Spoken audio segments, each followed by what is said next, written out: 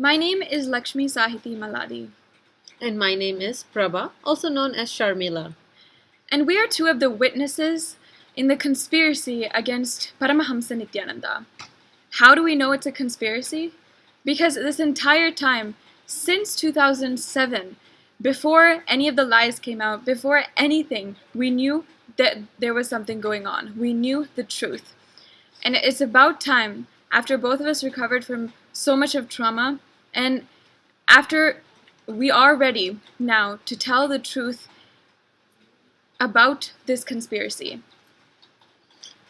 The conspiracy did not start year 2010. It started from year 2007.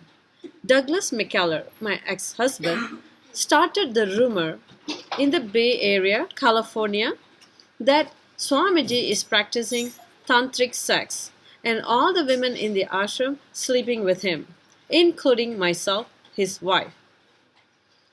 That's in 2007. Followed by in year 2008, Vinay Bharadwaj and Douglas Mac Kallor both approached me. My husband is there, a man asking me to make a statement that saying, Swamiji, he made this statement, just say it's easy, just say Nithyananda made me to sleep with him. And the second sentence he said, just say Nithyananda had sex with me. This is what the conspirators did for 3-4 years. Attack on Swamiji, the planned attack on Swamiji.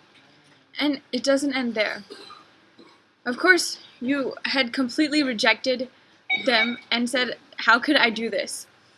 After that, just a week later, Vinay started to pursue an abusive relationship with me. And I have to clarify that I'm 21 years old right now. So in 2008, I was just 12. And he had been talking to me this entire time and trying to plant ideas in my head about sex, about how there's so much in Hinduism about tantric practices.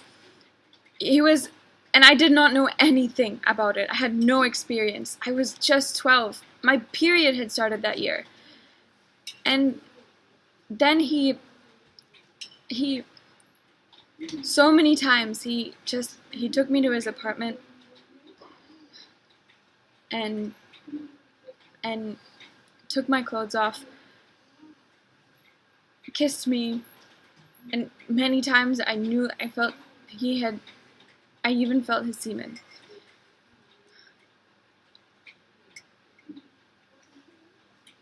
And this entire time, I thought this was okay because of the ideas he was saying. He was telling me that no one would understand our relationship, that I should be wanting this with him, that this will give more spiritual awakening to me. Imagine my shock when I realized that none of that was true. A year later, it was a whole year before Vinay had finally been kicked out of the foundation because of what he had done to me and the rumors going around about what he had done to me. And it was around this time, in July, that after pursuing me and trying to get me in all these ideas, while simultaneously doing that, he sent out an email to Aarti Rao. And this is that email where you can see and read her saying exactly what Vinay had said and how she was completely convinced of how dangerous he is and was exposing already the conspiracy that was about to come to life. Finally, in November 2009, a year after he had approached Sharmila, he had told me, "You're ready."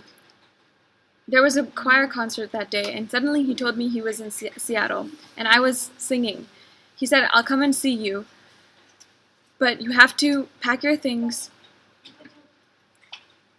You have to pack your things and Tell your parents that you're leaving. Write a letter to them and tell them everything that you and I did, but tell them that you did that with Swamiji. And I was just heartbroken completely. It was at that time I realized everything that he had been saying, everything that he had been doing, all the times that he was saying, I love you, or all the times he was saying, no one will understand our relationship, it wasn't about the relationship.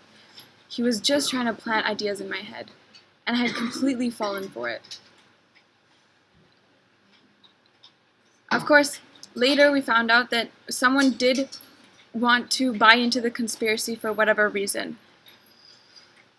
And after that, because of the integrity of our Guru, Paramahamsa Nithyananda, and never stepping away, never once stopping, never once compromising on the integrity. Because of that, he had suffered a false accusation, so many false accusations, violence done against him and his devotees worldwide.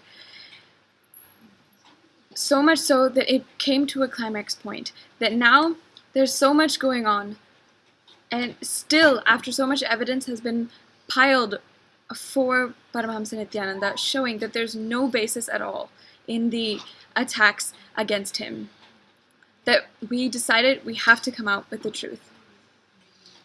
I hope that you are listening and that you are eager to spread the truth finally. Thank you so much.